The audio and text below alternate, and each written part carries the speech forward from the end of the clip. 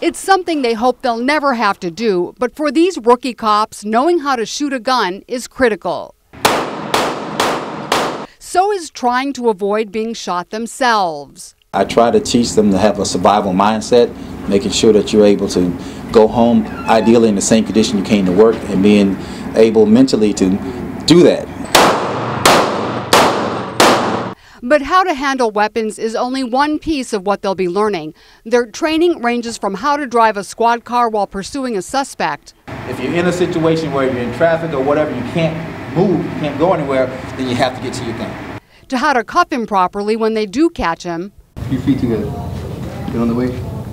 And how to treat the wounded if they get to a scene before paramedics arrive. You got there, what's that look like, an exit wound? I don't have a bleed, and then there's another exit wound. For these 7 new officers, the learning curve varies. Some served in the military before joining the force, others took a different route. 30-year-old Chicago native Brent True calls himself the old man in his class, and he has in fact led a very full life already. I went to school to be a youth pastor, and I was a youth pastor for about 3 years in Gurnee, Illinois.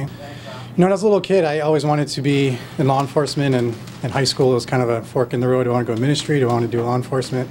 I chose ministry, and after a few years I just realized I wasn't happy. Married with children, True postponed his start on the force because of a family crisis. I have 3 kids. 2 of them were diagnosed with a pre-leukemia at the beginning of the year, so they had to get bone marrow transplants.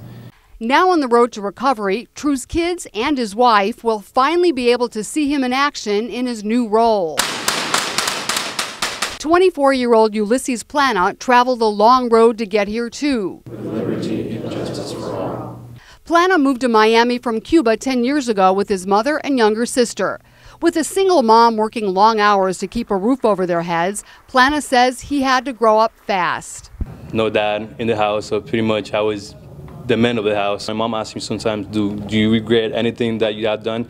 And I respond with a no, like not at all, because I'm 24, but I feel I've grown a lot because of that.